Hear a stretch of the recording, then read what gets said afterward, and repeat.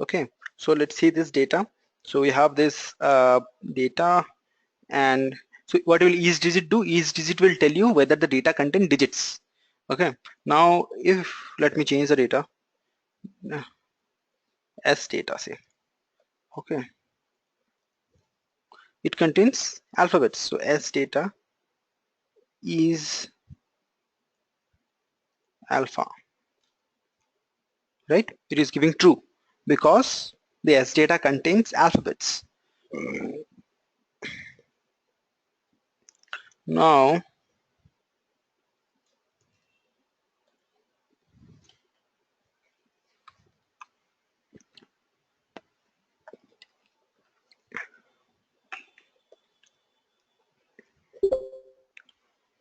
okay, now we have okay a lot of other things. For example, you have a data, okay, which is nothing but space. How do you know if it is space? Dot is space. It will return you true, right? Because the contents are space. You can see here, this is a space. Okay, let's see more.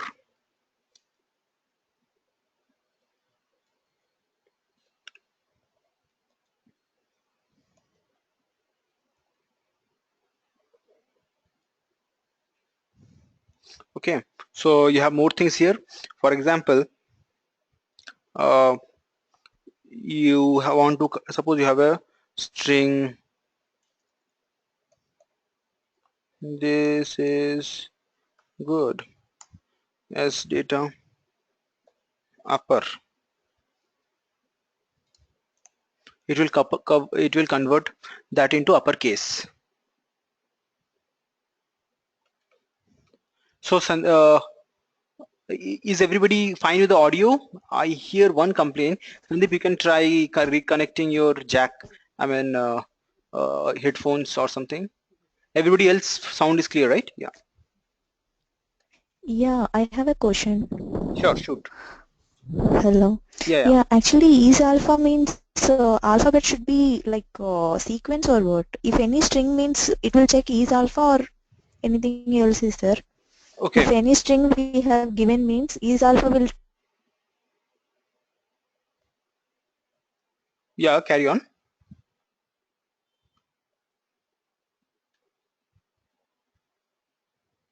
I lost your voice, Sai Lakshmi. But anyway, I think I got the question. So let me answer.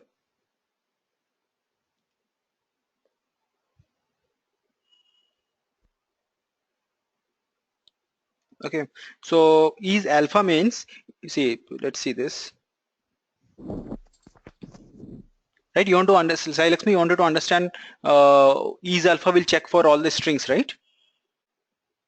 Yes, yes. You Okay. have given like A, B, C, D, E. That is sequence, right? Oh no, no, it can be any order. I Is just alpha means only any alpha. any order. Any order means any can give. It is like string only, right? Right. See this.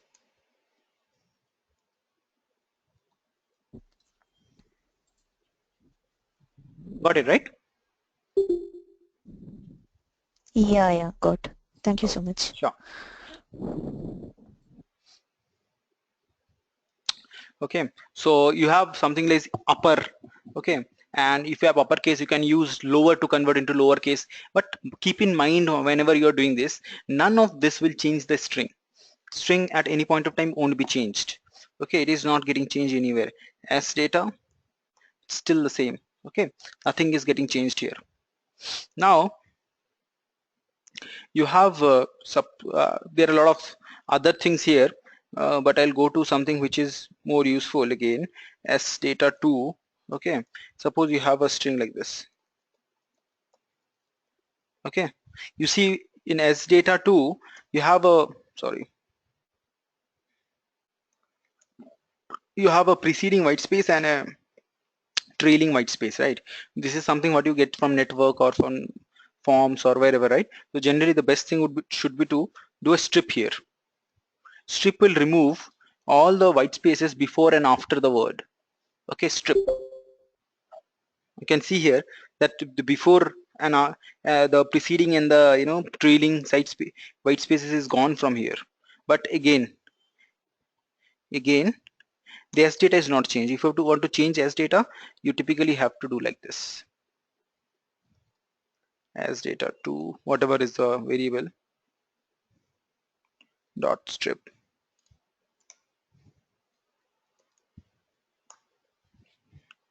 So what you did here, okay, you typically had removed the white spaces and assigned it to the same variable. So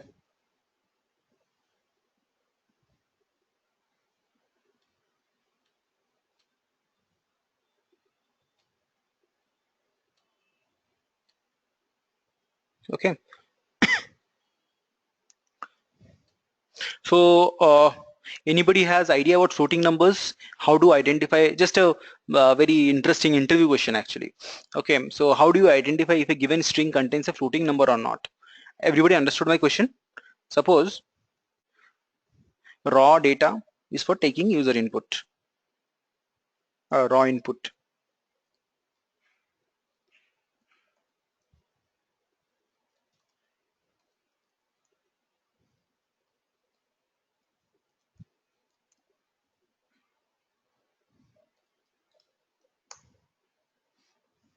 Okay, insert floating number. Suppose suppose I enter, right? So you can see, oh,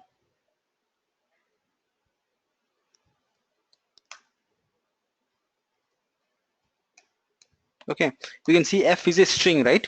How do you check whether f is a floating number or not? Is there a function? Okay, there is no direct function in Python to check whether a string is a floating number or not. Everybody is comfortable with the question? Very common interview question.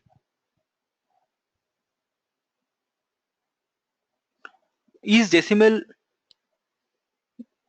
No, no, there is nothing like that. Okay, see the checks, you cannot directly use find method, but the problem is if you are using find method and all, right, you have to write multiple lines of code. Casting, okay, so if you are doing this, it will directly cast it, but it won't tell you, okay, it won't tell you that whether it was a float or not, right? You just want to check that whether a number is float or not. You don't want to cast it, because if it is not a float number, f is equal to, say, right, it is not a float number, and if I try to cast, it will throw error. Okay, of course you can catch the error and do the process, but that's not something, that's not very clean. So you got my question, right, everybody? Rahul, others? And what is the problem? I mean, float f will definitely typecast it, but if it is not the right data which can be typecasted to float, it will cause issues. So you have something known as partition in string. So f is equal to 7.7. Okay,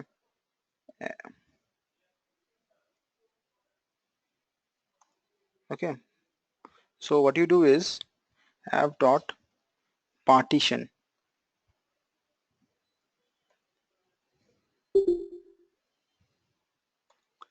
Okay, so if you do partition, it will break down the entire data into 3 sets. Okay, first would be the number, second would be the separator, third would be again the data which is in the right side of the separator. All you typically have to check is, so you can make it f1, f2, f3, right? So f1 dot is digit if this is true, and f3 dot is digit if this is true. Okay, then the entire thing is a float number. Got the sense? The partition breaks down the entire string into 3 parts. In the middle part is the separator, the left part is the thing which is before the separator, the right part is the thing after the separator. Is it clear, guys?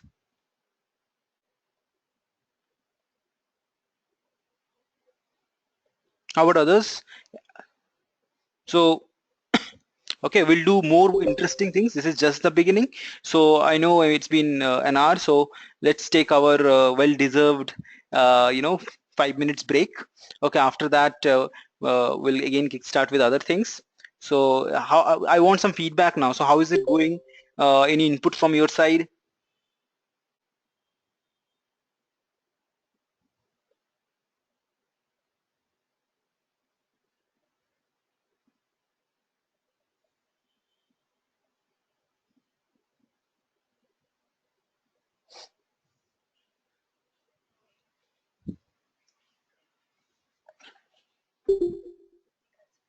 Okay, so yeah, so I'll hand over it to Nalini. She will be just briefing about some more interesting aspects. Over to her. Hello everyone. Am I audible to everyone? You can just comment as in type in the chat box. Okay. So hi, this is Nalini Chaudhary. I also work for zekeLabs. So some of you joined a bit late. So I'll just introduce zekeLabs again. What we are trying to do is we provide both online and offline trainings on almost all the top technologies coming up. So, and we also have few of our SMEs. Let me just take you through our website once. It's www.zekeLabs.com.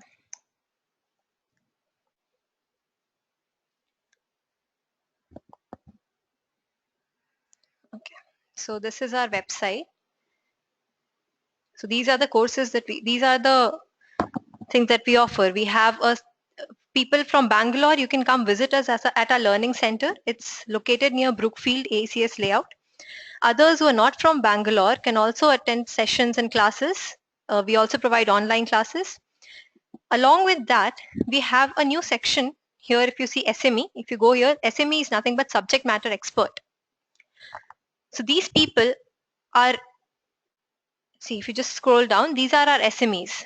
There are more people, we have not added the profiles yet. So these people are working in one of the leading companies of the world. Some are from Microsoft, others are from Google, Yahoo, LinkedIn. So these people will also interact with you on a regular basis. We'll be conducting sessions led by them, and you can join them. You can join the session. You can ask any query that you want to. Since they have been in this industry, they have been working for Google or Microsoft for more than 8 or 9 years. So with the amount of expertise that they have, you can talk to them, you can interact with them, ask them questions about how to take your career forward or which technology is booming these days. All those questions will be answered by them. To stay updated, I would request you all to like our Facebook page. The link will be shared in the chat box here by the end of this session, so that whatever new course we come up with, we'll update it there and you can be updated instantly. Also, if you go back to the zekeLabs website here, you scroll down, these are the courses we are providing right now.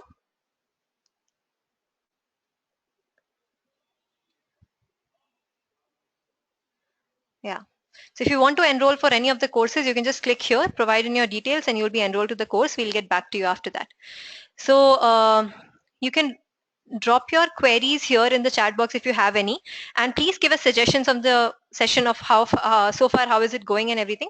And you can go for a 15 minutes break. We'll be back after 15 to 20 minutes and we'll resume the session after that. Okay, is it fine with everyone? Hi Nalini, Abhinav here. Okay, hi Abhinav. Nalini, I can just see your Windows PowerShell screen. I'm not able to see your website. Are you sharing it? Oh, you're not able to. It's, yeah, I have actually shared it. The screen is at Windows PowerShell showing the last line as data dot. Okay, are you sure your internet connection is fine? Yes. I have shared the screen. All of you are not able to see. Yeah, people can see the website. They're writing in the chat section. I think something wrong with your net connection, or else you can just log on to www.zekelabs.com and go through the SME section and all the course section. I was just explaining the same thing which is present in the website already. Okay, sure. Okay.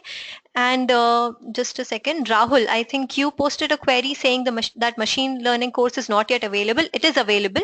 You can enroll for it if you want to. And please provide us the feedback. I checked the website, the syllabus is not there. Yeah, so the syllabus might not be there yet. If you want the syllabus, we can mail it to you directly. So drop in your email ID or post a query here in the website itself, and we'll send you the syllabus. Okay, so if there's no other feedback or any query, you can take a break of 15 to 20 minutes. We'll be back after that. Is that fine with everyone? Just type yes or no.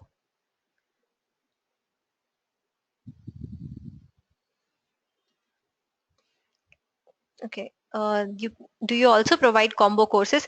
Yes, Harshad, we do provide combo courses. Depends on what you're taking. Like we provide Python and Spark, or we provide Java and Android. There are various combo courses. If you're interested in any of those, you can drop us a query and we'll get back to you.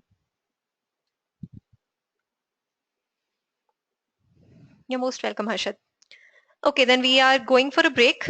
We'll be back soon. Okay, 15 to 20 minutes. So it's 3:05. Let's get back at around 3:20 or 3:25. Okay.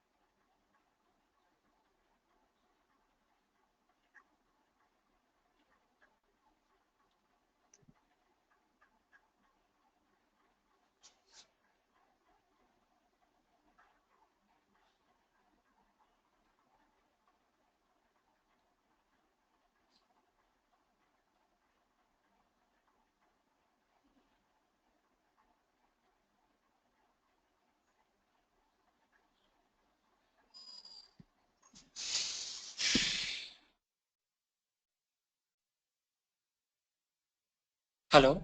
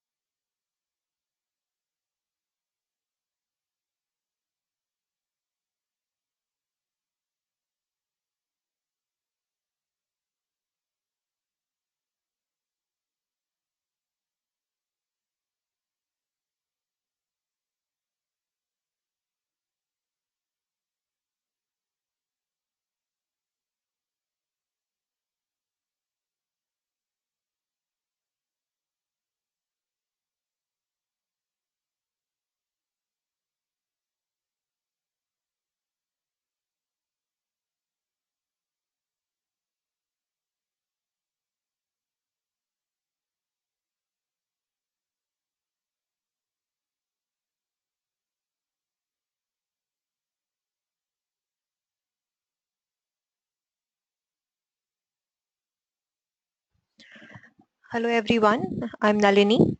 I hope you guys are back by now. Please type if you're here.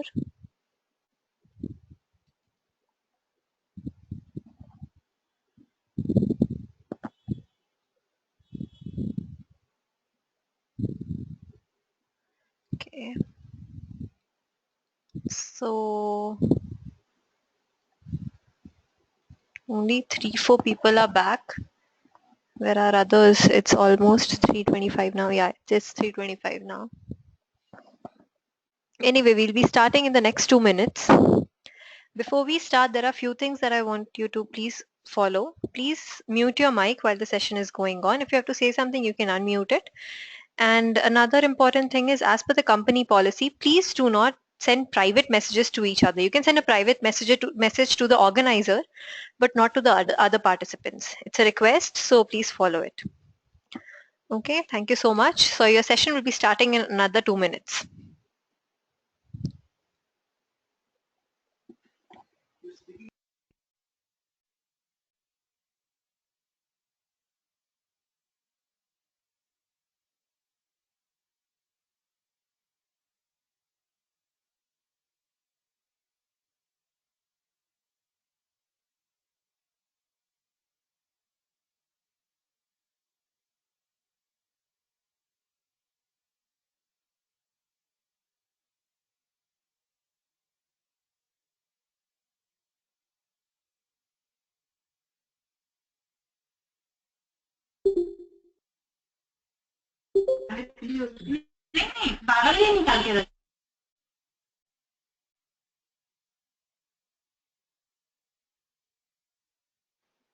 Hello everybody, Avantik here. Hope you had a nice break. Just a quick check, am I audible?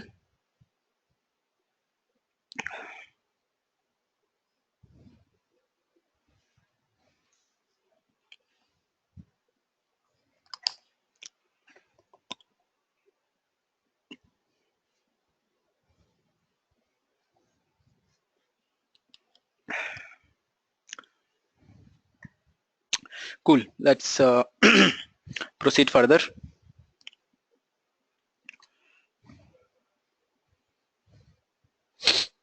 Okay.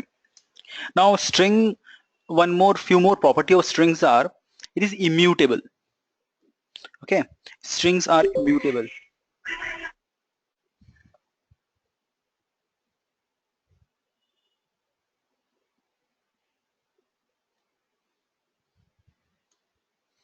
Okay, so what I mean by that is, suppose you have a string s. Okay, if I want to modify this,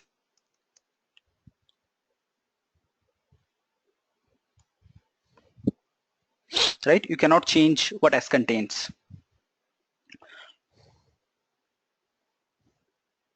Okay, so that is what it is, mutable.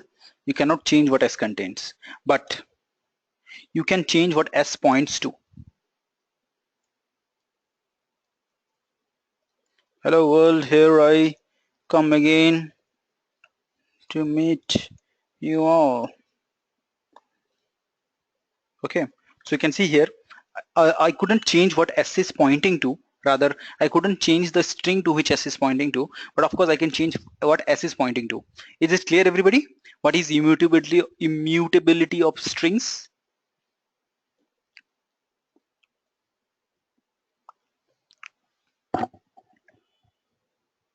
Okay, now the next thing is, we need some mutable data structure, right? Something which can change, like list. Okay, so help list. So what are list? List are heterogeneous data structure which are mutable. Okay, how do you create an empty list? Like this. Okay, how do you add to the list?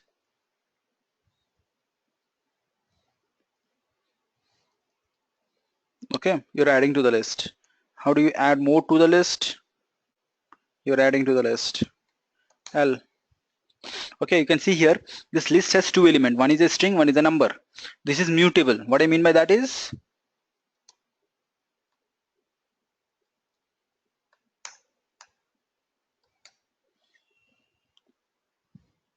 right? Hello 100 it was before, now it became good and 100, right? So what is happening here?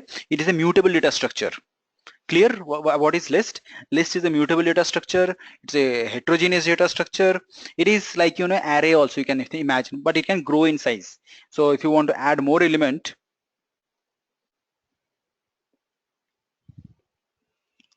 okay, it is growing in size.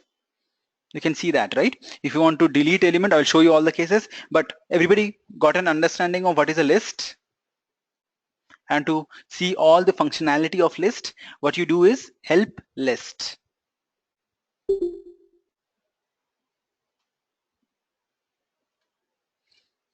Okay, enter. See, we are seeing all this functionality: append, count. I'll explain all of them. Extend, index, insert, pop, remove, reverse, sort. Okay, so what are these? These are your list functionalities. Okay, 10 of them are there if I'm not wrong. 1 2 3 4 5 6 7 8 9 sorry, 9 are there. Okay, and my voice is breaking. Can I get a quick check from all?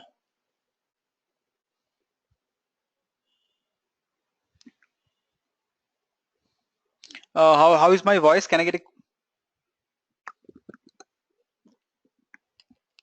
Okay, so maybe a transient issue at some point. Okay, just let me know if you face any difficulty. I can repeat that part if required. Okay, so right, I'll explain help list.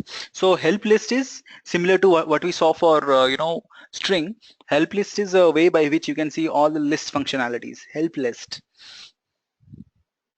Okay, so what you do here using help list and enter. Okay, you see 9 functions here. It starts with append. Okay, note it down. Append is for appending data at the end of the list. Appending data at the end of the list. Okay, so append, oh sorry, this is my list, right? Okay, I want to append. Good lord. Okay, so you can see here it has added the 4th word in the list. Okay, append, adding at the end. Okay, the next thing is count. Let me add few more things. Again 100. Oh sorry, this is a string now. This is a number I'm adding. So L. So you can see here you have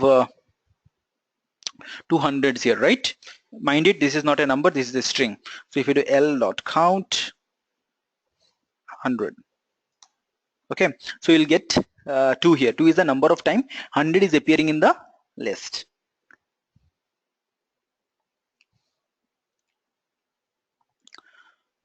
Okay, so count is this utility. So, and one more thing, if you are trying to find something which is not present in the list, it will return 0. Okay, now one more thing about list. Suppose you remember 2-dimensional arrays we had in C and others, right? So you can have 2-dimensional array in list also.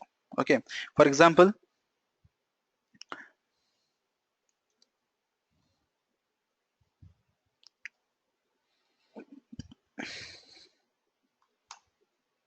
L dot append. Okay, just see this thing, L2.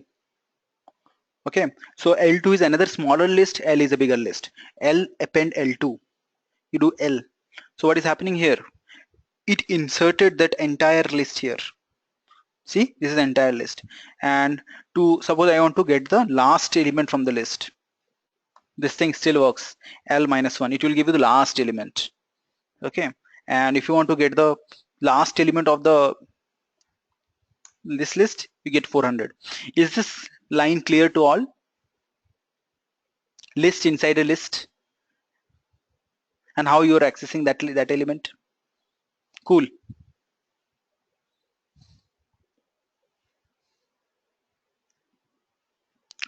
Okay, now there is something known as extend. I'll create another clean list, okay, rather than polluting this a lot. 1 2 3 4 5. Okay, and we have another list 6 7 8. Okay, suppose you do L1 dot extend L2. Okay, this is different. It is not extend, append, it is extend. Extend means if you use append, what happens? If I use append, the very important difference for understanding, append means it will insert the L2 list inside L1. Right, insert as a sublist, exactly. When you do extend, okay, when you do extend, it will merge it. There is a beauty. It will merge it, okay. Extend means merging. Append means adding at the end. Clear?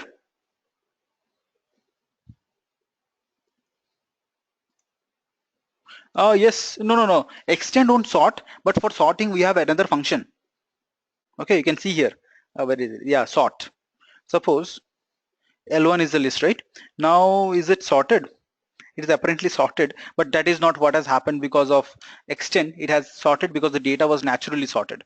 Okay, but let me reverse it, then I'll sort it. So L1 dot reverse, it will reverse the list. You see L1, so it is reverse list. Did you notice one thing, guys, that this functionality of string of list actually going and changing the list itself, which was not something that was happening with your string. Clear, guys?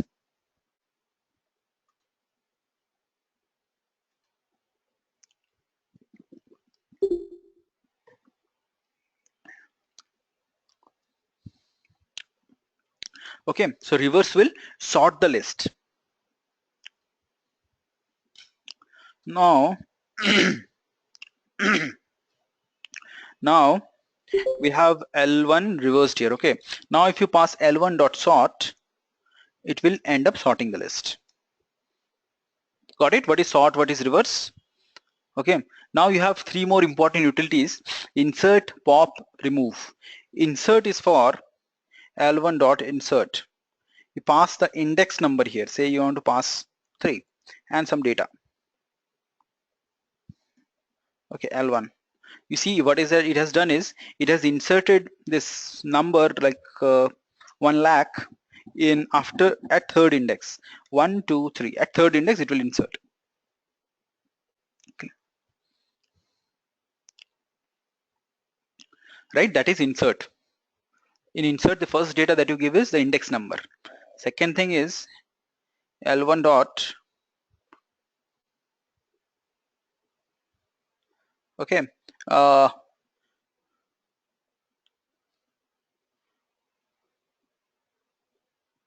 will it start from 0 or 1? It will start from 0. See, I'll show you. If I do insert and pass 0 here, it will insert at 0th position, L1. Got it, Sai Lakshmi? Yes. Okay. Thank you. Now, okay. Now the second thing is pop and remove. Okay. So suppose this is our list. Okay, and I want to remove. See, understand this pop. Pop means removal of a data from a particular index. So if I want to remove data from second index, 1 2 second index, so let me remove. Let me 1 2 3 4. I want to remove this 1 lakh. Oh, I removed it from some other list. So it is L1, right? L1, right? So you can see here, it returned you also that value. And now L1 does not contain that 1 lakh. So pop is for removal of data by index. Okay, pop is for removal of data by index.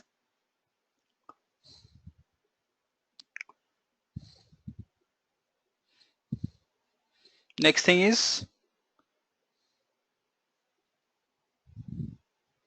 Next thing is remove. Remove is removal of data by value. It will search for the first occurrence of that value and it will remove it. For example, I want to remove 7. Okay, if I do L1, the first 7 will be removed. Remember it. It will remove the first 7. Okay.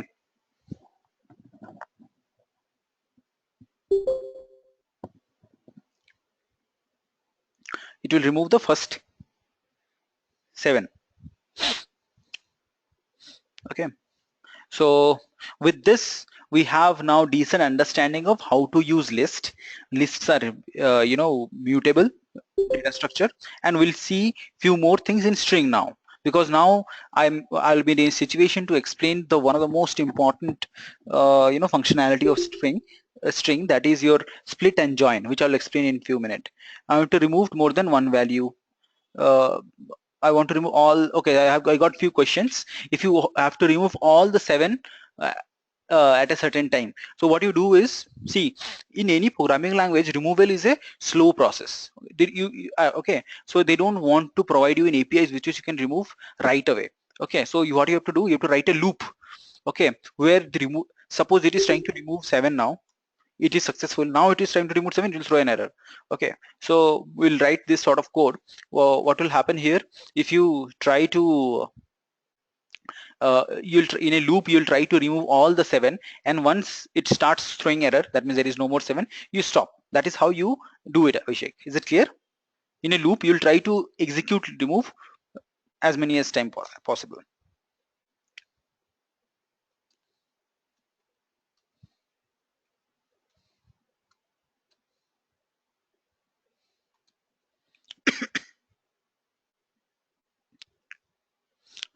If we can use pop for that, yes, there are various ways you can use pop for that as well. I mean, but in pop you have to give the index number, right? That is not you want. Okay, so there is no removal function which will remove all of them in one shot. Every time you have to run a loop for that.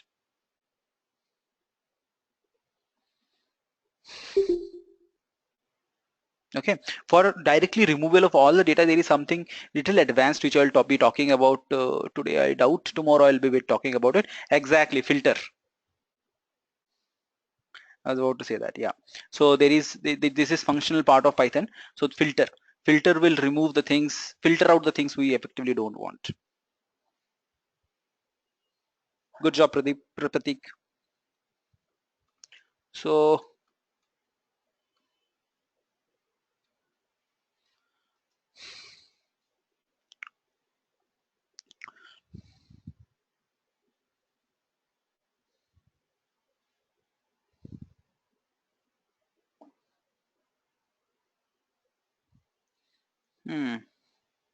so now let's see it. Remove. Okay, now suppose you have a string.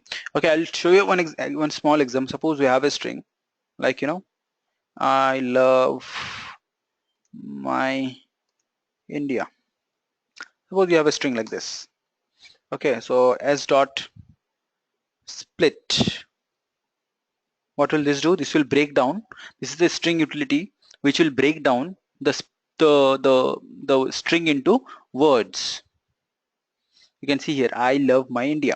What are you doing here? You are breaking down the string into words.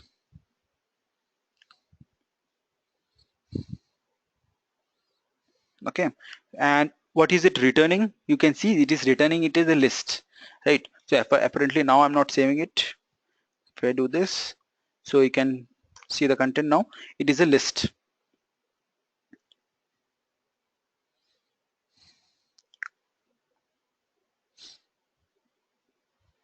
Okay, now tell me the function in list which will actually reverse the list. It is L dot reverse. Okay, so we L India my love I. Okay, for one thing about split is, if you're not passing any argument, it will break down the string based on the spaces, right? If you're not passing any arguments, it will break down the string into words based on spaces. Suppose let me just deviate a bit.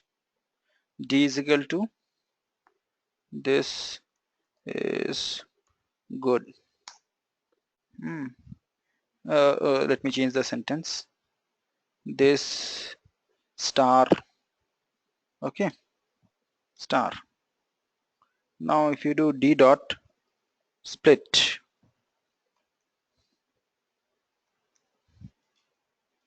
you can see here it now broke down the string based on star.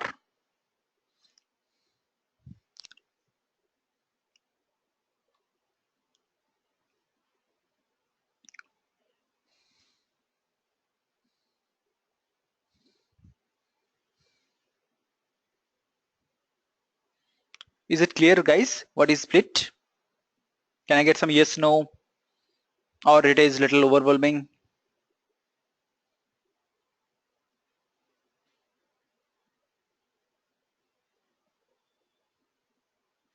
Okay, cool. Thanks. Okay, so uh, so let me get back to the reverse string.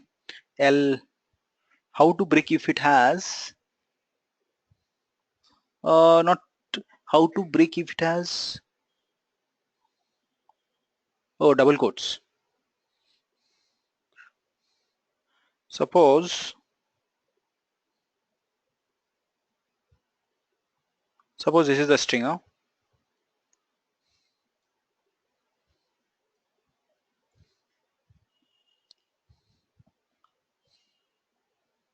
You mean something like this?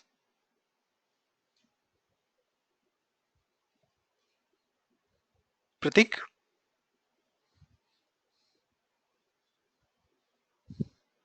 Take it as a single quote.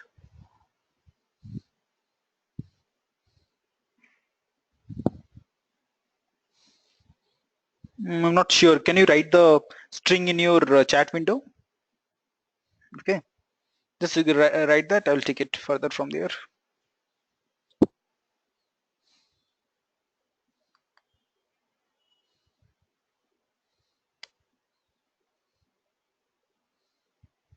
Oh, okay. So this is our string. Huh? So now what you want to do is we want to break it. Okay, d dot. Let's see first what will work and what will not work. Okay. So will this work, everybody?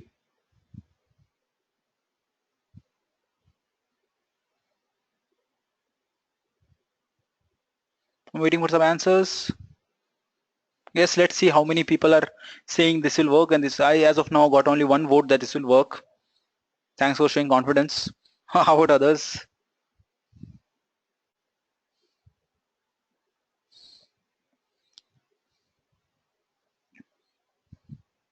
Okay, I got some no's as well.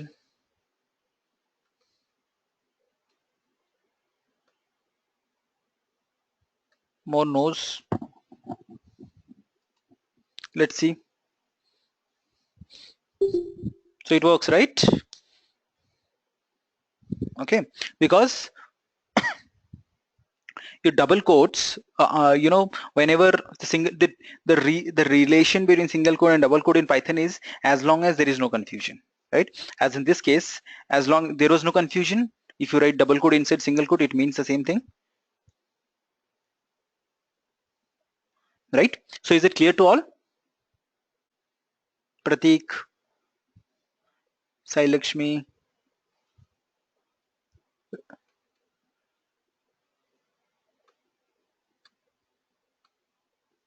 Bikram. Okay.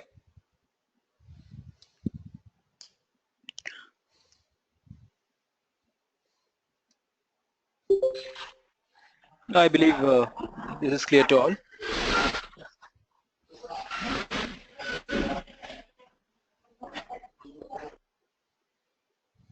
Okay. Now let's take it further. Okay. Now this was my list, right? Which is reversed. Now I want to convert it back to string. My input line was I love my India, which I reversed into a list, India my love I want now to convert it into a string. So for that, what I do, join and I pass the string name here. So split and join, you see. So this my initial sentence was this: I love my India. Okay, and my reversed.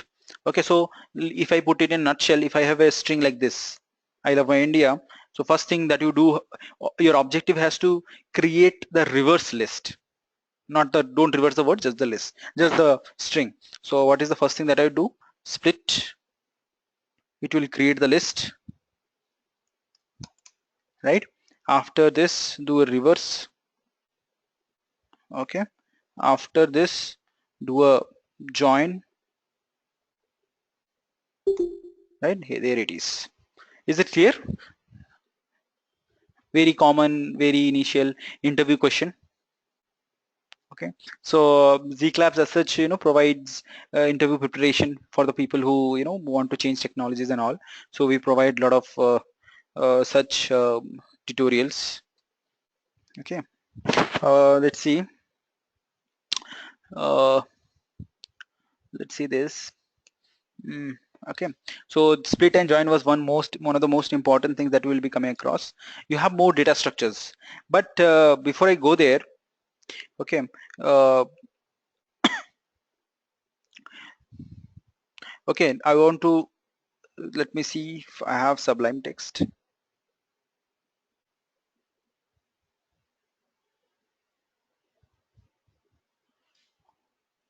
Okay, so as of now we have been writing code in our PowerShell windows. So let's now uh, try to use some code editors. Okay, one of the very popular code editors is PowerShell, sorry, Sublime Text. Okay, so what you can do is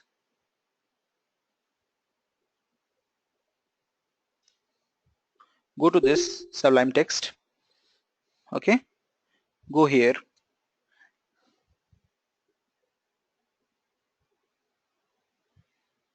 Okay, now choose this version.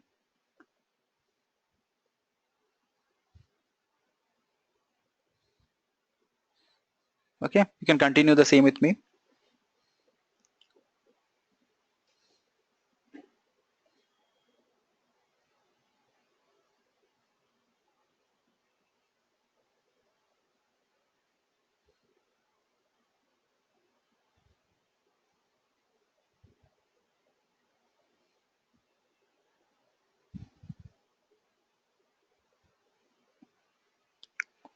Okay, so it is downloaded.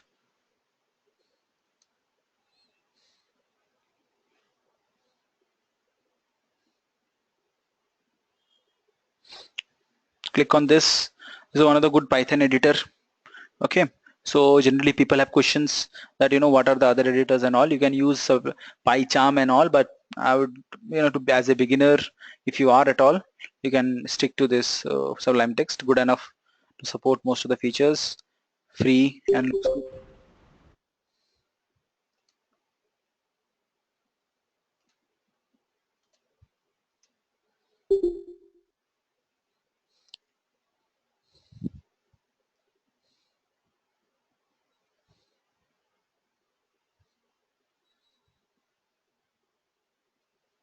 okay, there it goes, finish.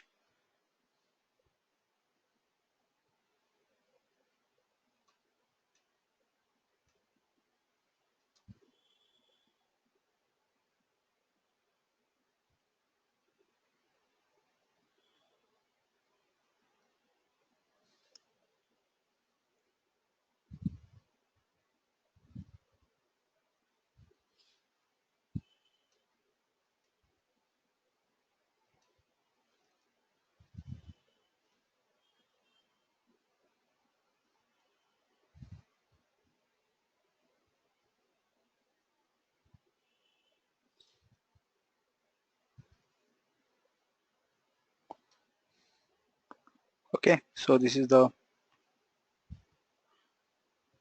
yes, Spider is also good.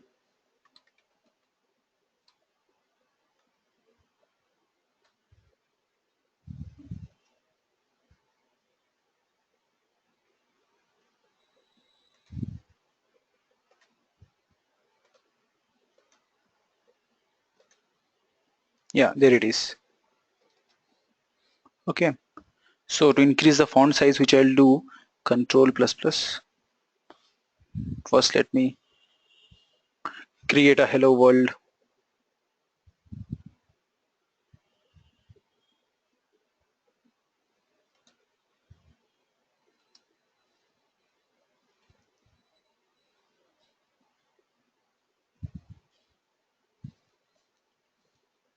Print hello world.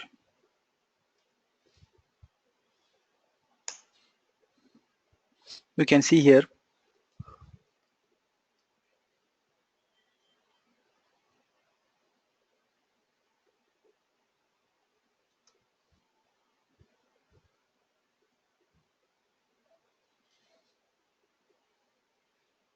Okay, I believe this font is visible to all. Okay, there's nothing but and to comment everything in Python, various ways. If it is single line comment, use hash. If it is a multi-line comment, use triple quotes. Okay,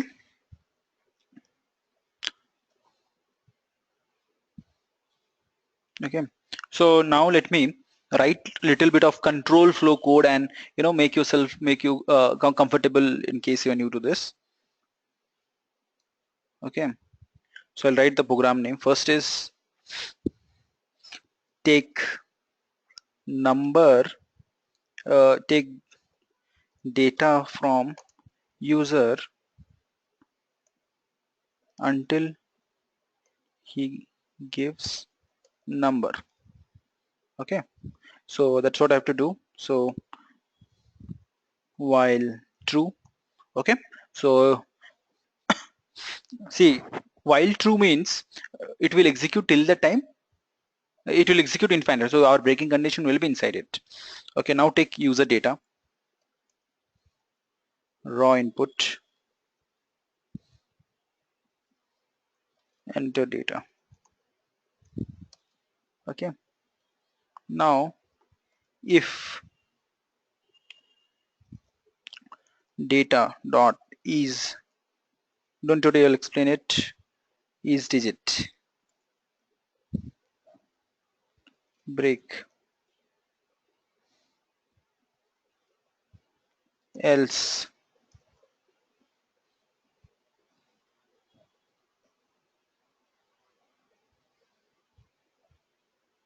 Okay, print valid data.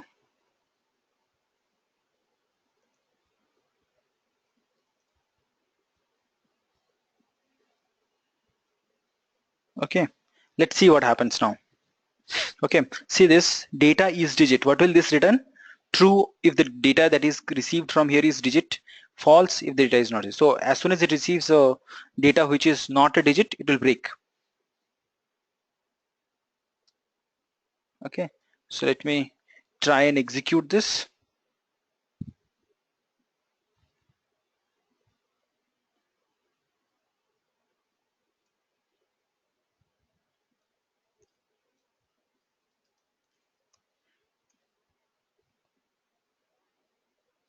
Yeah,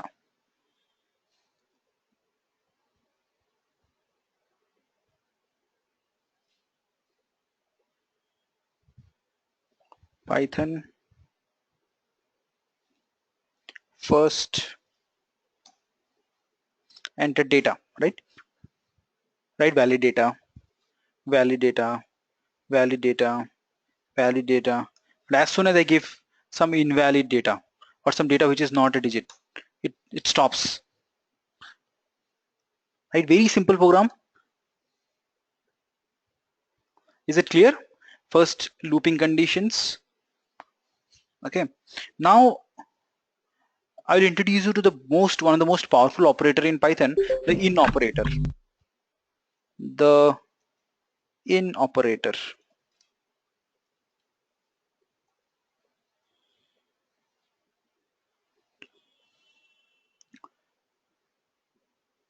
Okay, then I'll go to dictionary and all after introducing this. Okay, in operator, suppose you have a list, or suppose you have a string. Okay, so what we'll do, we will take data from user. If the data string from user, if the string contains any of the vowel, we will print success. If not, it will print fail. That's it, right? We'll just take one. So data is equal to raw input enter string. Okay, whatever data we are taking from user,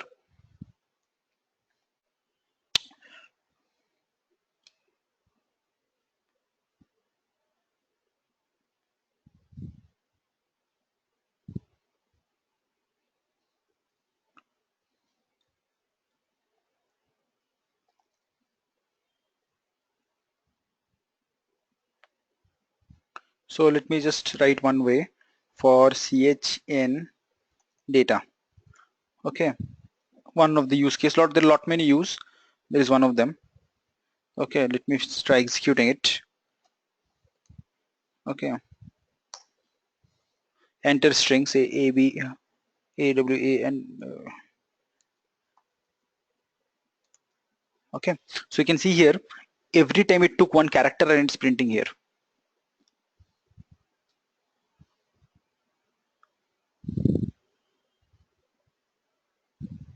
Okay, for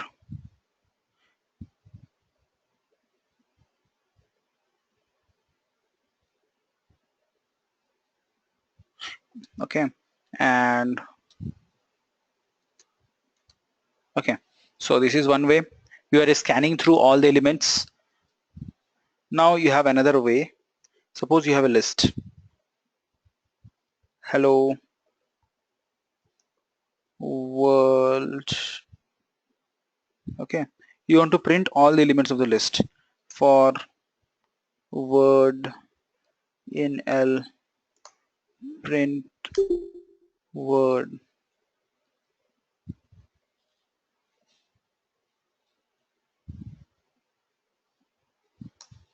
Right? Oh, so you can see here hello world. So using in operator, you can loop through the contents of the list. It's very powerful. So like as you master more in Python, you'll tend to use it more and more. Okay, now I'll be touching upon few more concepts. Okay, one is your dictionary. So dictionary is a key value data structure. Okay, it's a key value data structure. What I mean by key value data structure is, let me take an example. Suppose there are more than few crores, maybe more than that, Flipkart users, right? So how does Flipkart store information corresponding to each user? It has a key, right? Either it can be your email ID or it can be your account ID, some information that will be the key, and value will be all the information corresponding to it. Okay, so that is what key value data structure. So dictionary is one of the most common data structure that is used throughout. It is a key value data structure. It has O1 complexity. That means to find some to find something, if something is present in the data data structure, it takes just O1 time. Let me explain. Okay, suppose how do you create an empty dictionary? DB is equal to flower braces. Okay, it's flower braces. So if you do DB dot, okay, and if you want to add something to the dictionary, you just simply do like ZKE.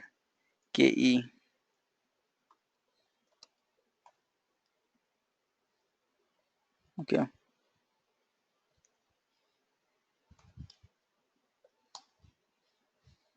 right? DB is equal to Zeke. Now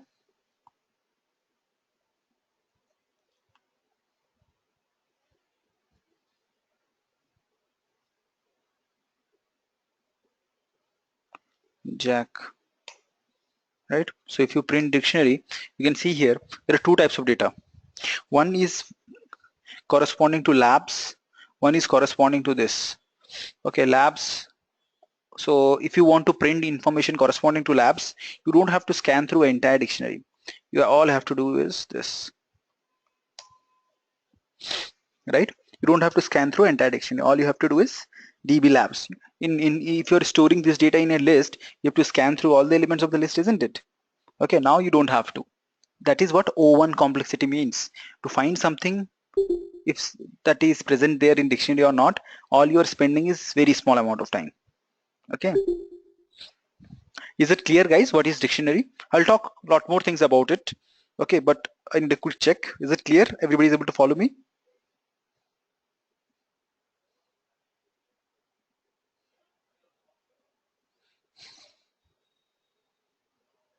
I know it's a Saturday afternoon. Everybody must be feeling a little sleepy, but yeah, what is the use of the dictionary, right? So dictionary is used to store all the information that has let me give an example for the Flipkart example that I was giving, right? So you have 10,000 users, for example. If you want to find how many products this particular user bought, okay, how many data this particular user bought, so what is the one way? You scan through all the dictionary, find data corresponding to that particular user and show it. Of course it won't scale, right? Because you'll have lot more data. So now what is the other way, other approach? You do it, you store the data in dictionary. So if you want to find something, if it's present there or not, you can quickly do a O1 access. Yes, I got something unstructured data, right? So most of the data in this world are in format of unstructured data, or even if it is a structured data, you want to reduce the lookup time, right? All these things can be attributed to your dictionary. Is it clear? When do you use dictionary? Everything that is stored in this universe, right, in software, will be using dictionary or some versions of it. In Java, this is known as map. Yeah, if you, right, exactly, people from NoSQL background can relate it very well, I guess. Right. Okay, Can we use two-dimensional array? two-dimensional array. The problem with two-dimensional array is, how are you indexing that particular entry? You're indexing with key, right? Key is a number. Let me show an example. Suppose this is a two-dimensional array. Sorry. Suppose this is a two-dimensional array.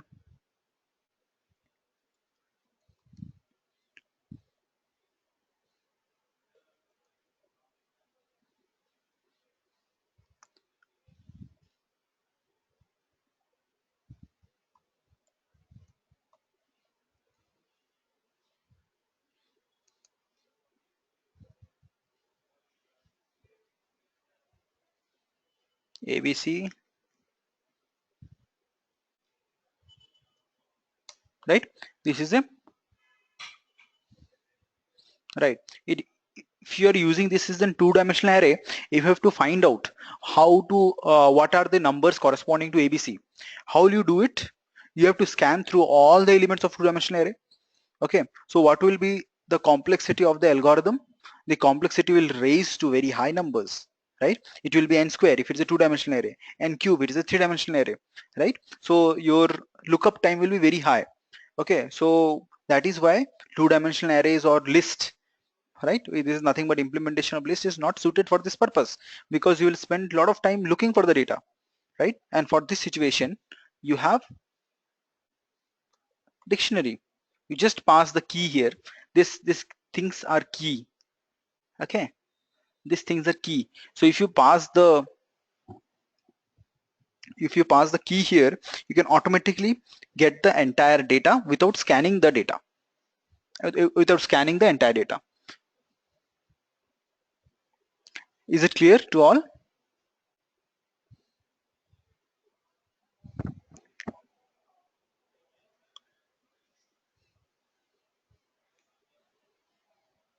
Can I get some yes, no? Is it clear? Shall I explain using more examples? Yes, it's clear. Okay.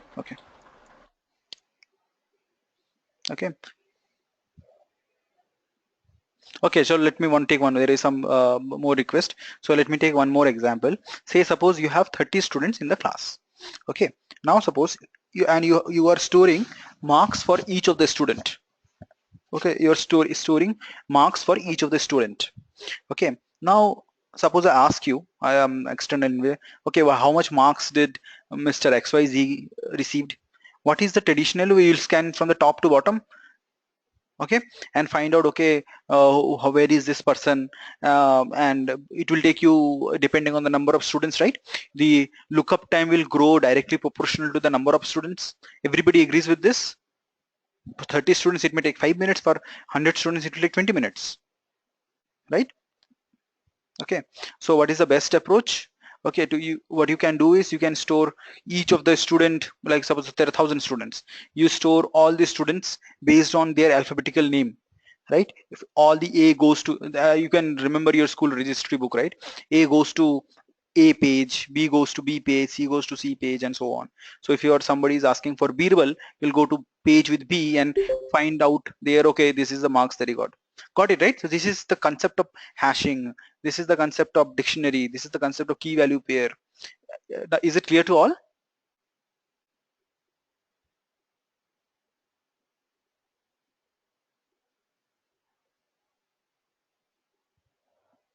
Okay, I'll proceed further. So this is dictionary, and the beauty in dictionary is it's very heterogeneous. You can store dictionary inside a dictionary.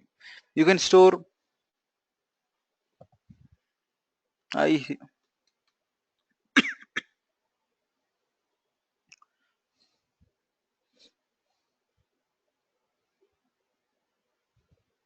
no, I'll just show you the. Okay, so Rahul, I'll just show you how it would look like in dictionary. Suppose I'll use the same example, name versus marks. Okay, so DB, I'll name it empty dictionary. So DB, you pass the name here. Okay, AWI and the corresponding marks. 1, 2, okay, various marks. Similarly, you want other student.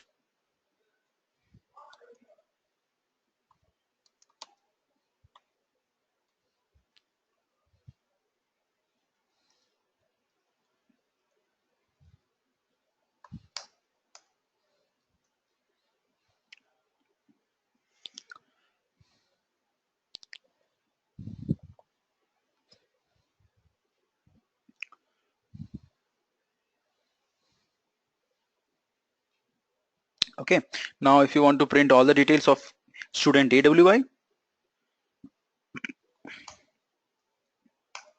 you see, oh sorry, AWI, right? You don't have to scan through the list, right? Directly you're getting this information. Not only this, I'll just reinitialize this. You can store dictionary within a dictionary. So what was the previous case? List within list has a value within a dictionary. Okay, now I'll store dictionary within a dictionary.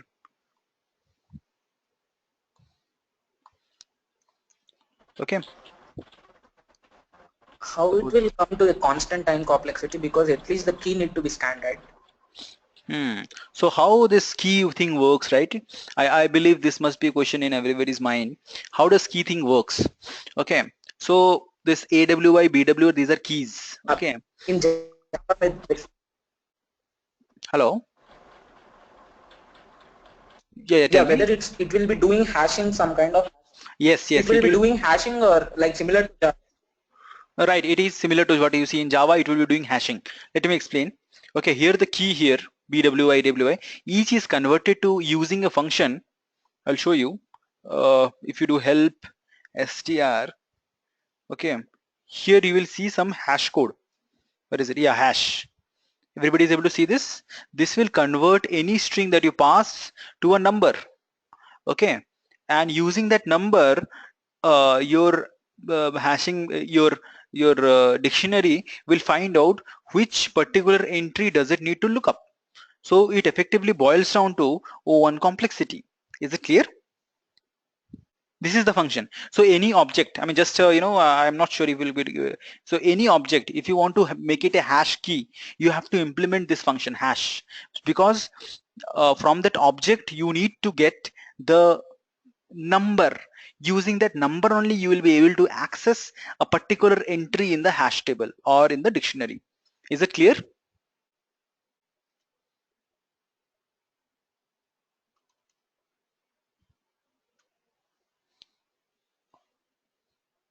How about others? Is it clear? Can I get some yes, no?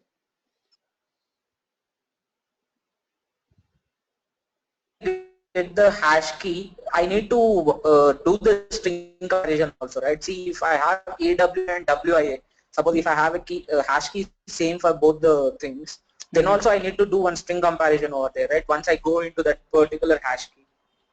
Right. So this is a possible situation. So if your hash key, I mean, if you're the function is which is generating the hash key, right, is generating the same hash key, it requires you to implement underscore equals function, which will show you. Okay. Just a second. So for that you have to implement this function. You can see this equals, right? So if the key is same for both the objects, which will be acting as a key, sorry, if the hash code is same for both the object, which will be acting as a key, then it goes and if it finds, you know, the bucket in which more than one objects are lying, it will use this equals, the implementation of equals, not more than one. Even if it is one object, it will use this equals function. Is it clear? After finding the right bucket, it will use the equals, and then only can it find out that, you know, if the object is present there or not. If present, what is the value corresponding to it?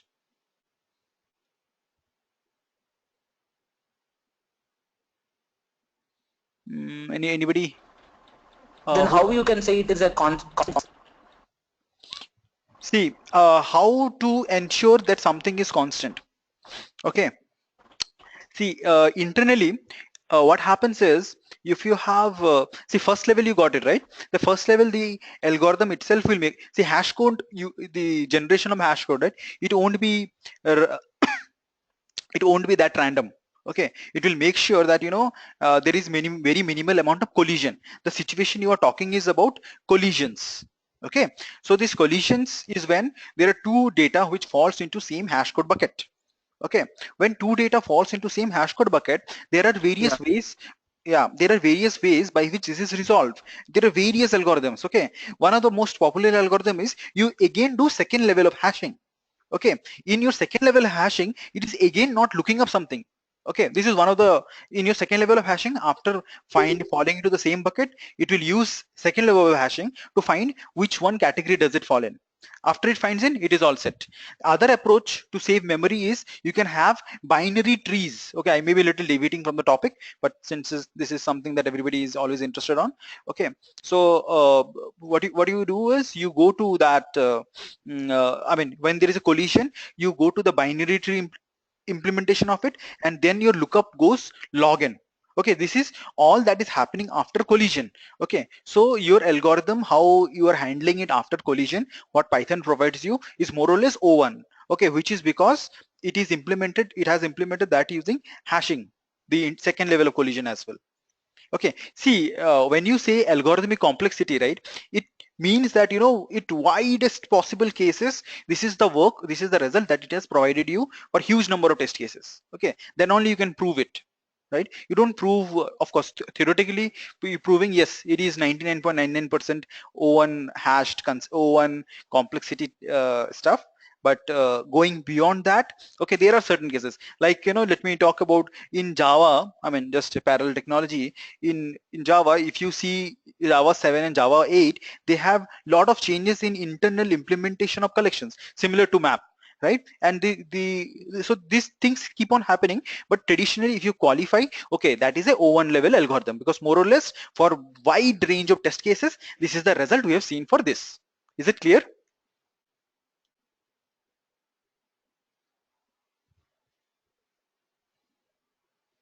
Cool. We'll go further. Yeah, I mean, trust me, these are one of the interesting topics. Okay, and of course, time is always a constraint in discussing these things. Okay, let's see.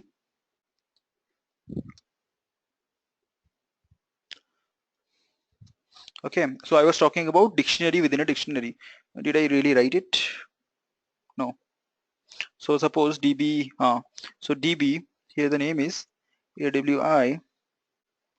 Okay, and I want for each subject marks. Okay, so maths 90. Since I'm giving marks to myself, I'll be more liberal here. Science, let me give 100 myself, though I never got it. Okay, so this is 2 marks. Okay, now let me give marks to my very good friend. At least somewhere I can score more, better marks than him. Okay, so we have two what do you say this entries here, right? What you can see here, this is the key, this is the value, this is key, this is the value, right? So if you have to access a particular thing, you get this as a dictionary. If you want to access his science marks,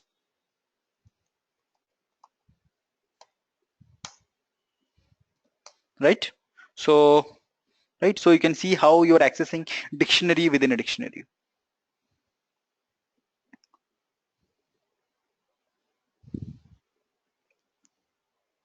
Okay, is it clear, guys? Dictionary. Okay, now if you want to print all the keys, okay, db.keys. If you want to print all the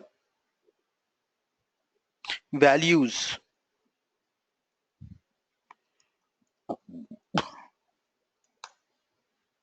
right, you can see all the values coming in here.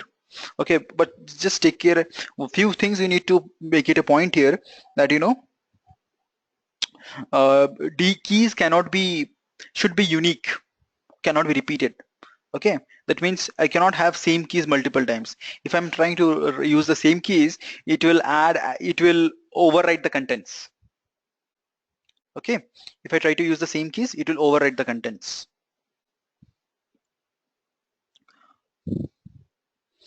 Okay, so everybody is comfortable with the dictionary. Okay, I'll quickly get into some of the uh, functional programming aspect. I'll be getting into little bit about yield. Okay, first I'll get something about yield, then I'll get into functional programming aspect.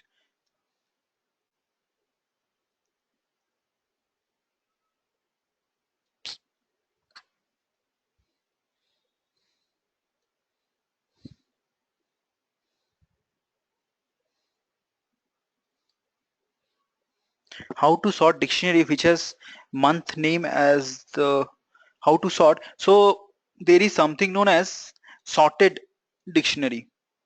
Okay, I don't think I'll have time to go over it, but you can check it out. There is something known as sorted dictionary. Okay, where there are, suppose let me show another way. Suppose you have a dictionary like this. How to sort dictionary which has month name as the key. Okay, there is something known as collections in Python. Import collections. Right, if you do help, I'm just giving you pointers to proceed further. Okay, help collections. You can see here ordered dictionary, default dictionary, counter. Right, you can see a lot of data structures here, Pratik. Okay, and you can explore this to solve a lot of daily challenging problems. Right, another way which can help you doing this is, if you do this db.keys, if you do this db.keys, okay, so it will give you all the keys, right? Now if you want to, this is in the list format. Okay,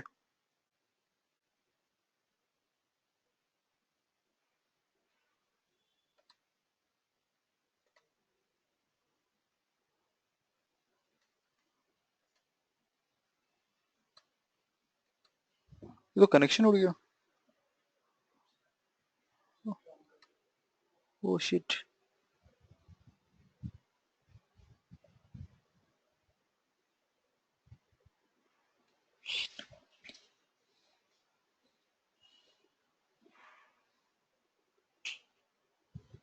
Oh, connection हो गया.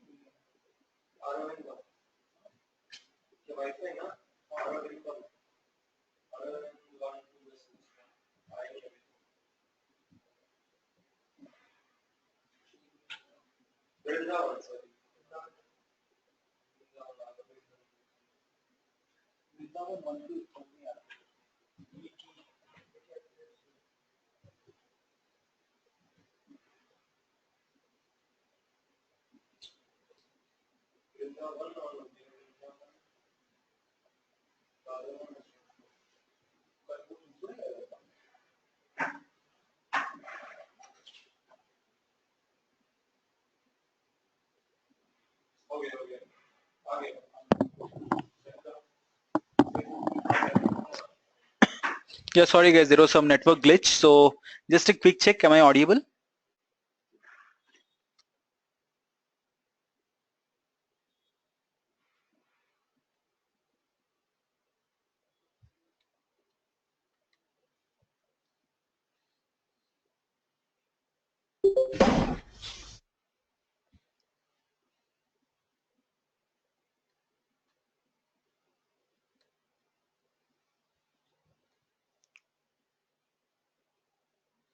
Hello everybody, just a quick check, am I audible?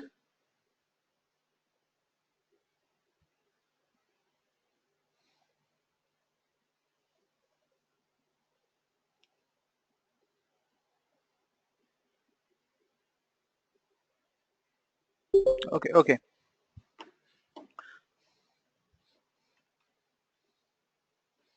Yeah.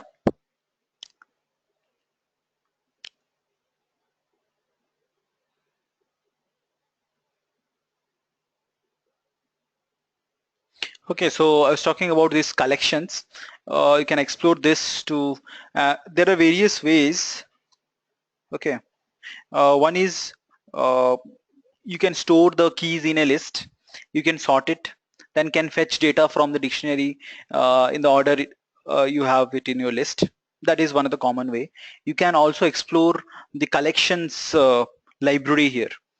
Just do import collections, help import collections and help connections. You'll see a lot of things where which it will help you doing this, right?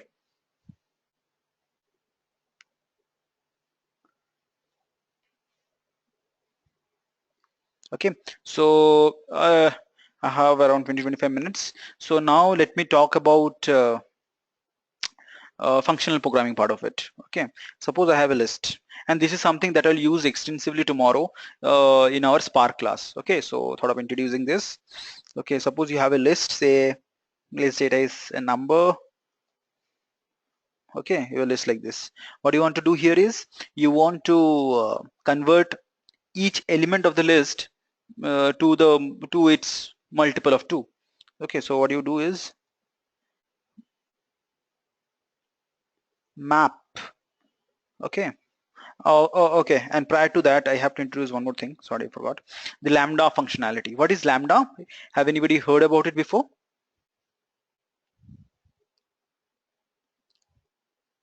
Okay, yes, anonymous function. Okay, so now what I mean by that is, let me write this code here. Okay, suppose you have a function f.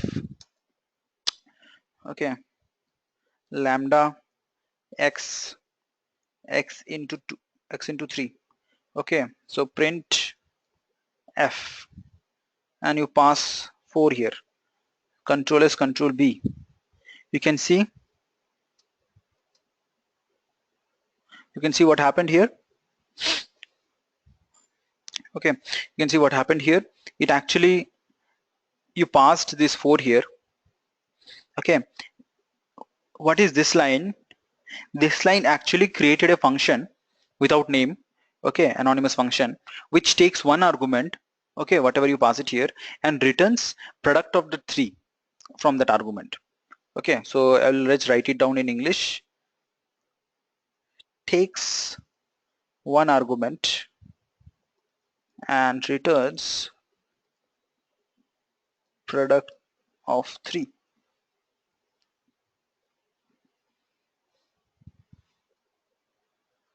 Okay, now let me write one more thing. G lambda x comma y. Okay, x into y. Okay, so what will this guy do? Any guesses? Print 6 comma 9. Okay, so it takes two arguments and returns the product of them.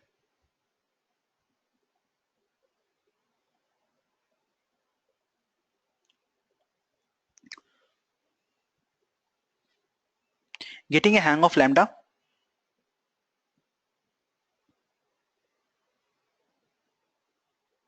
Okay, let's see some more thing. Okay, suppose you have a dictionary like this, huh? I'll just prior to that, suppose you have a list. Suppose you have a little complicated list. Okay, 1 comma 2 comma 4 comma 2 21 comma 6 comma 12. You have a list like this. Okay, now suppose you want to sort this list based on the second argument. Okay, you don't just want to sort it, you just want to sort the list based on the second, like you want to sort it based on 2 21 and 12. So the order should become this guy, this guy, and this guy. There is a utility, very useful one in Python, use called sorted. Okay, and to know more about sorted, just do help sorted. Okay, you can see the first is iterable. So sorted, first argument that you will write is L. Next is the comparison, the logic which will do comparison. Okay, comparison between this guy and this guy. So how will you write comp is equal to lambda. So comparison takes two argument.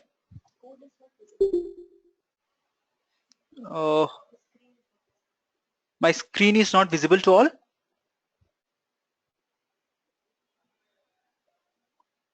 Can I get a quick check? Is my screen not visible?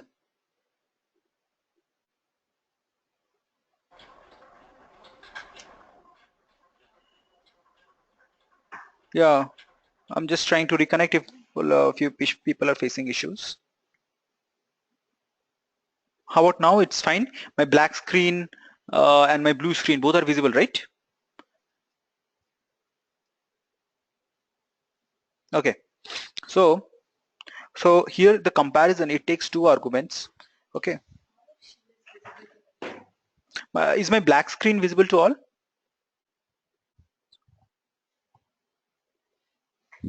Okay, that's okay. That's okay. Let's proceed further. So it takes, this comparison function takes two arguments. Okay, and it will tell you what logic to use to compare them.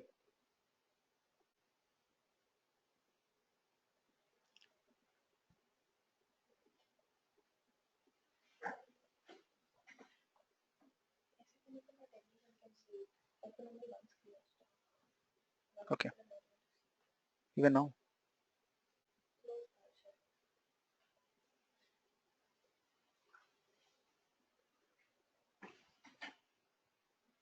So I just there were some complaints regarding the visibility of screen, so I believe I just stationed it now. Okay, so what I want to do is I want to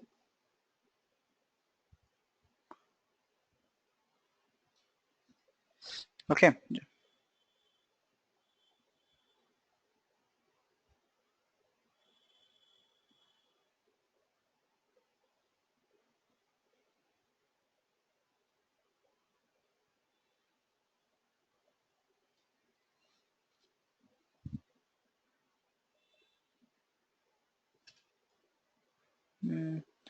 list is out of range. Oh, sorry, it's not one, it's y1, right? Okay, now you can see here, now the entire list is sorted based in the second content. I'll explain I explain what happened here. Okay, first in the comparison function, Okay, in the comparison function, you took two arguments. And just remember, if you're to sort something, you need to compare all the elements, right? So in this comparison function, you are taking two elements here. This is one element, this is another element, and you're passing here the logic. If this is one element, this is one element, you have to compare these two elements. When you are comparing two elements and you want to decide, you are the one who is telling it which element to use for comparison. So it is this element and this element that you are intending to. Okay, that's the reason you gave 1 1. Now just change this thing and it will compare based on the first data. Right, you can see it is now comparing based on first data. Guys, getting a hang of it?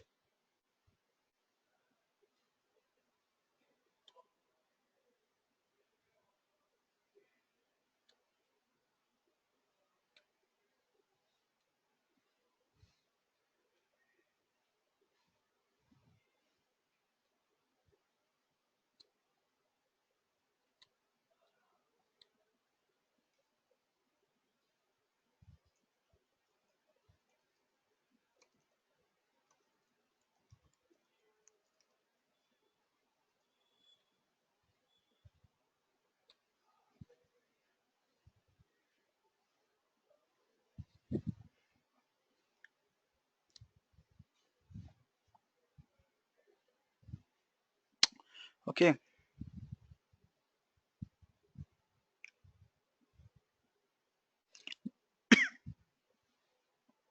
now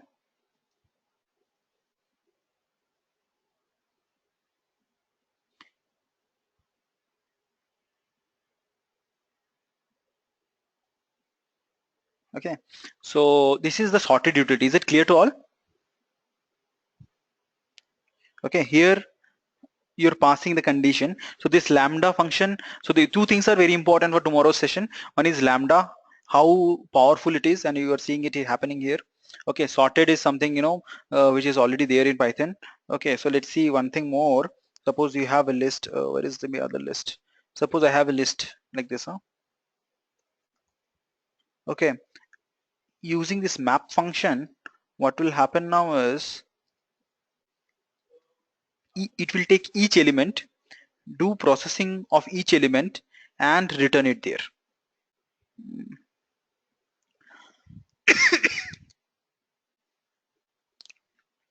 Oh, I think I've written it reverse.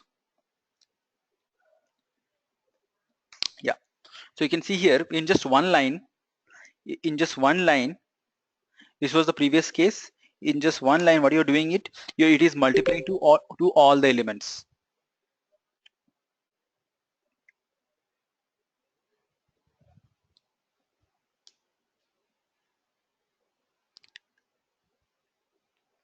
Okay, it is multiplying to all the elements. Similarly, so for example, you have to suppose this is a very useful use case. You have a list which contains numbers in string format.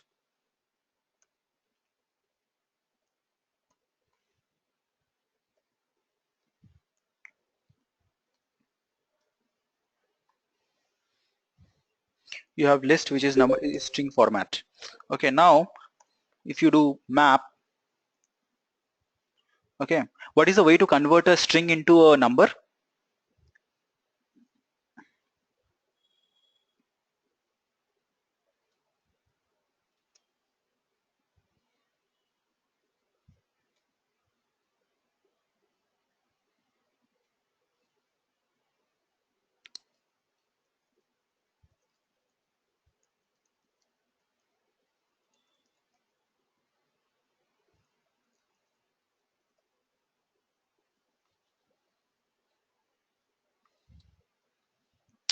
Okay, so here we have this lambda x. Okay, so what is the function to convert a string into a number? It is int, right? So what you do is int comma,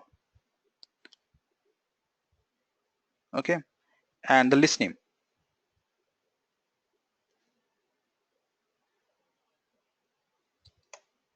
right? So what happened here is, okay, it converted each element into integer now. This is your L. L is a string. Can you do sum operation on L? Sum is to provide the sum of it? No. But when you convert this into L2, say if you do sum of L2, right? Sum of L2, you are getting the sum of it.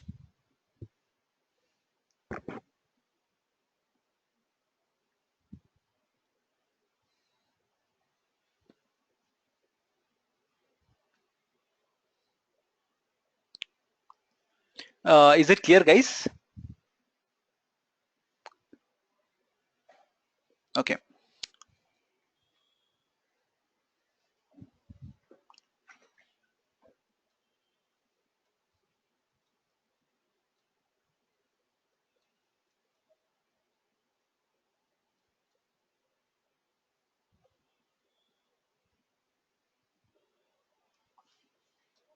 Okay. Now, okay, the next point is, before we wrap it up for today, we did map, then the next one is filter. Okay, suppose this is the list 3, 4, 5, 65 and 44. Okay, so if you do L filter is to remove all, suppose even numbers, you want to remove all the even numbers. Okay, L lambda x percentage 2. Oh, sorry, again the same mistake. So first the function should come, and then so you can see here it removed. This is the L, this is after the operation. So in one shot you are able to remove things that actually is not required. I mean, actually, if you want to remove a lot of certain data. Okay, okay, now the last thing would be reduce. This is quite useful. Nee, done. He's out. Okay, he's already out. I told him, right?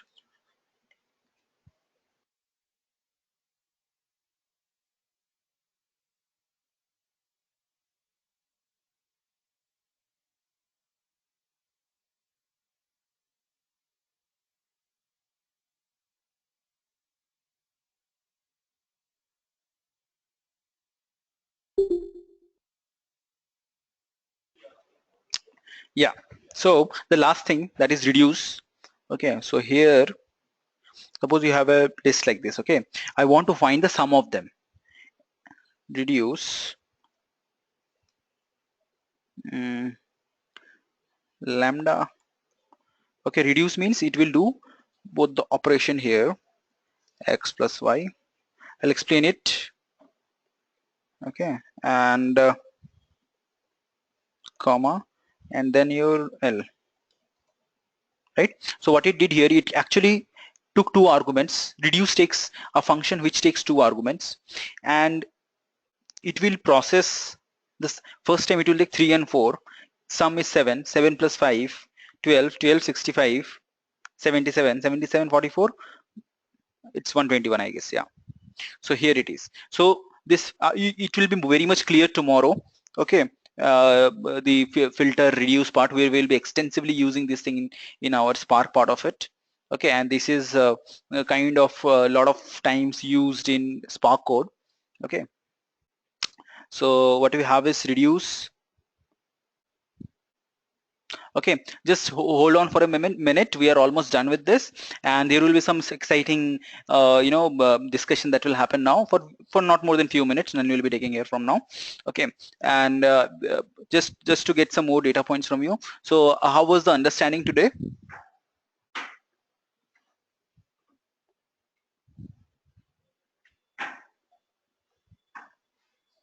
Okay, cool. So I'm Hi, Abhinav here. It hi was good. Abhinav.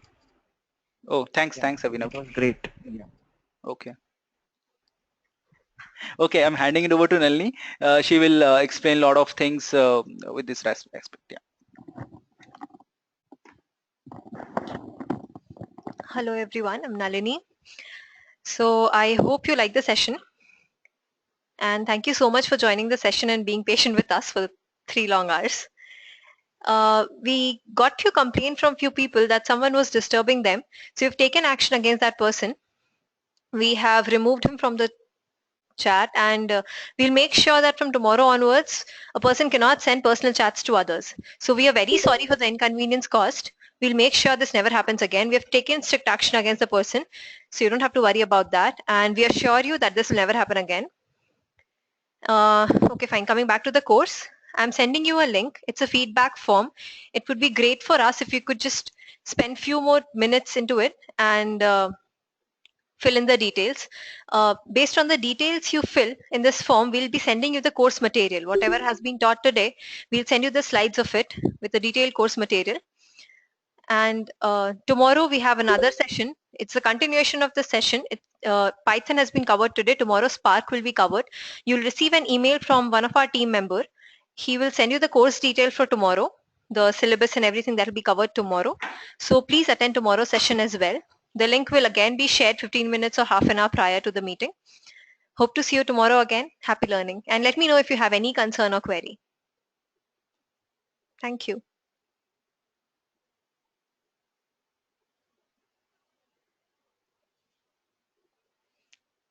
It would be great if you guys can reply me about how the session was.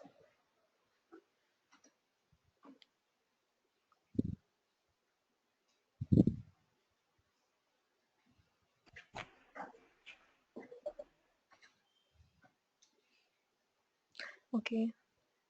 Thanks, Arshad. Thanks, Abhishek. So please fill in the feedback form. Thanks, Muna. Please fill the feedback form. It will help us.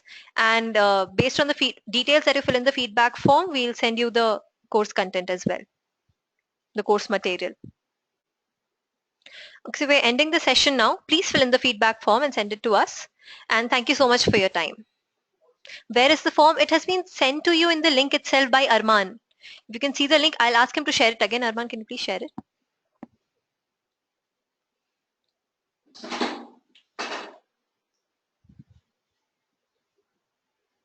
Yeah, this is the link. Please go there. It's a Google form, so you can submit it there itself and we'll get it offline. All of you, please submit the form so that we can get your email IDs and then we can send you the course material. Okay, so I'm ending the session now. It was great serving to you all. Can you please send that link through Gmail or something like that? Okay, fine. Not a problem. We'll send it to through Gmail as well.